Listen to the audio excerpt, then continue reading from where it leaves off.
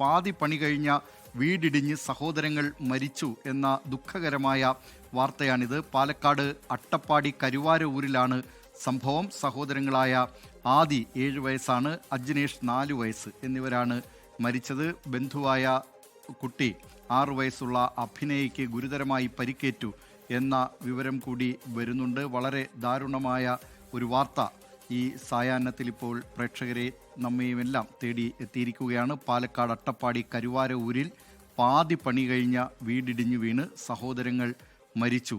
അതും വളരെ കുഞ്ഞു കുട്ടികളാണ്. 7 വയസ്സും 4 വയസ്സുമുള്ള 2 കുട്ടികളാണ്. ആദി, അജ്നേഷ് എന്നിവരാണ് മരിച്ചത് എന്ന കാര്യവും പാലക്കാട് നിന്ന് ആയിഷത്തുൽ ഷംന റിപ്പോർട്ട് ചെയ്യുന്നുണ്ട്. ഈ വാർത്തയിലേക്ക് ഉടൻ തന്നെ എത്താം. ആയിഷത്തുൽ ഷംന ഉടൻ തന്നെ ഇതിൻ്റെ വിശദാംശങ്ങളുമായി എത്തിച്ചേരും.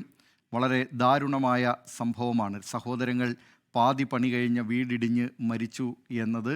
അട്ടപ്പാടി കരുവാരൂരിൽ ആണ് ഈ സംഭവം ഉണ്ടായിട്ടുള്ളത്. സഹോദരങ്ങൾ ആദിയും അജ്നേഷുമാണ് മരിച്ചത്. ഇപ്പോൾ ആയത്തുൽ ഷംന ടെലിഫോൺ ലൈനിലുണ്ട്. ഷംന, എന്താണ് ഈ വാർത്തയുടെ കൂടുതൽ വിശദാംശങ്ങൾ?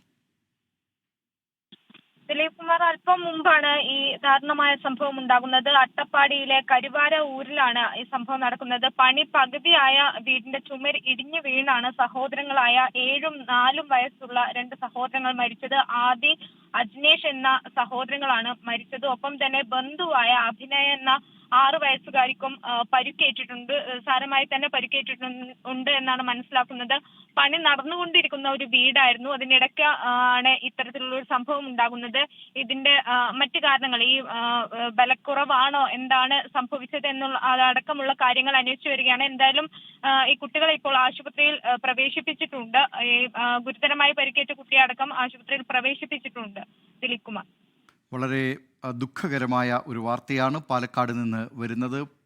പാതി പണി കഴിഞ്ഞ വീടിടിഞ്ഞ് സഹോദരങ്ങൾ മരിച്ചു എന്ന കാര്യം പാലക്കാട് അട്ടപ്പാടി കരുവാരൂരിൽ നിന്നാണ് ഈ ദുഃഖകരമായ വാർത്ത ഇപ്പോൾ പ്രേക്ഷകരെ തേടിയെത്തിയിരിക്കുന്നത്.